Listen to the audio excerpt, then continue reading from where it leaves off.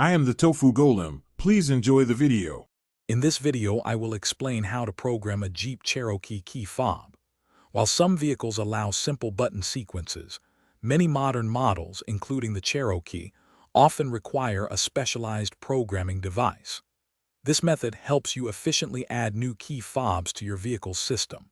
You will need all key fobs you intend to program, including any existing ones, and a specialized programming tool for this process.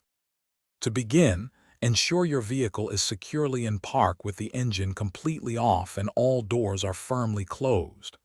Next, take one of your already programmed, working key fobs and carefully insert its physical key into the ignition.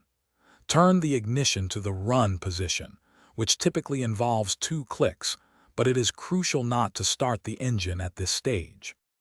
Now, locate your vehicle's diagnostic port, which is typically found beneath the steering column, and securely connect your specialized programming tool.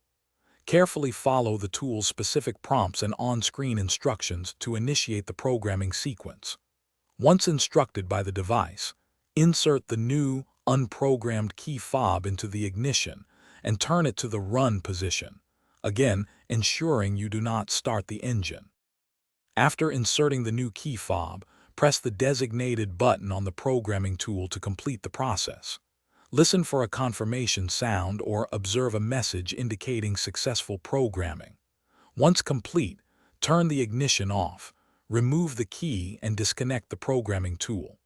Wait a few minutes, then test all your key fobs to ensure they lock, unlock, and start the vehicle correctly. Thanks for watching. Consider subscribing if we helped you today.